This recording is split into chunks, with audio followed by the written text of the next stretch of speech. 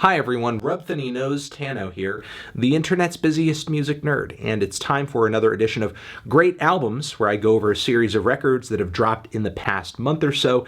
In this video, 2 months, because in the previous there weren't as many albums as I would have liked to have gone over in that one, so we're going to be spanning 2 months in this video, but yes, a lot of records that I thought were fantastic, worth shouting out, worth drawing attention to, making sure they're not slipping through the cracks on you. Reviews to all of them are linked down below. Let's go. First, a shout out to the new Highwomen album. They are a singing, songwriting, country music quartet.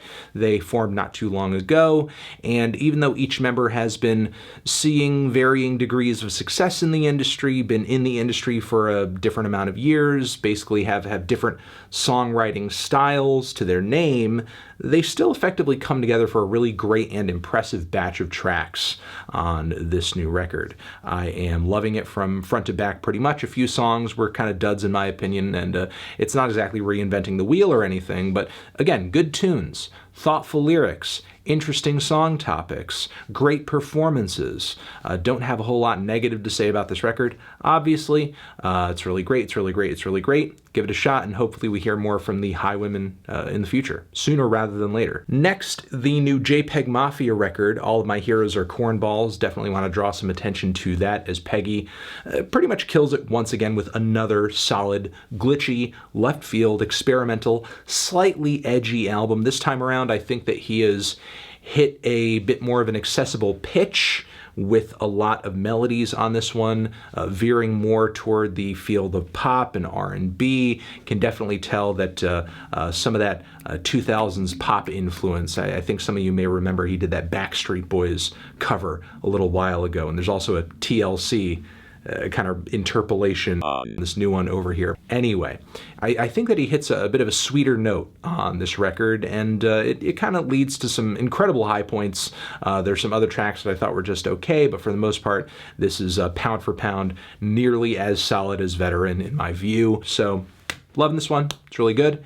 And also want to give a shout out to the new Charli XCX record, Charli has killed it on this one. Oh my God, what a fantastic pop record. It's so forward thinking, it's so sweet, it's so glossy, it's so, oh my God. Oh my God. Just one great tune after the next. Amazing features, amazing sounds on this one. Might be the pop album of the year if we don't hear anything else better than it by the time the year is out, in my view. And yeah, just like what a bold, forward-thinking move for just pop music in general. Yes. Also want to give a shout out to the boy Alex Cameron, who has come through on Miami Memory here with another great batch of songs. I was afraid I was not going to like this one as much as Forced Witness, and I pretty much do enjoy both equally, but for different reasons. The tone narratively on this new one is much different, given that Alex is singing from a more personal place, not only diving into his relationship with his significant other and the lows and maybe some highs, but mostly lows around that, and also diving into some other topics like being a stepfather, also analyzing masculinity, obviously not embracing it in a stereotypical way, but more pulling it apart on songs like Bad for the Boys. This record has swagger, it has humor, it has wit, it has great tunes, it has great structures, solid performances and production. Alex Cameron knocks it out of the park once again.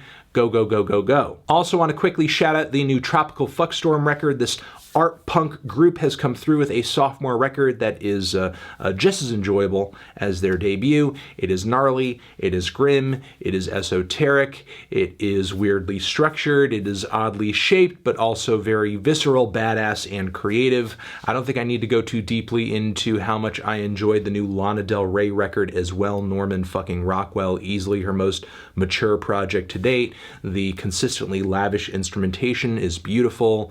The moving songs and the slightly better vocal performances this time around are really good too. I don't know exactly what switch got flipped for this one, but this is definitely Lana'S best record to date. And very excited to hear her turning a new leaf artistically in a way. Also want to give a shout out to the new Brockhampton album, Ginger. Loving that one as well. It's really amazing that the boys were able to take a lot of the negative energy and sad energy that has been dogging them over the past year and turn it into a positive with a quality and a consistent album. Yes, it is very mellow. Yes, it is very sad, but I love that they're able to collectively just meditate on those feelings over a good series of songs. Loving this and looking forward to what the next chapter from the group offers.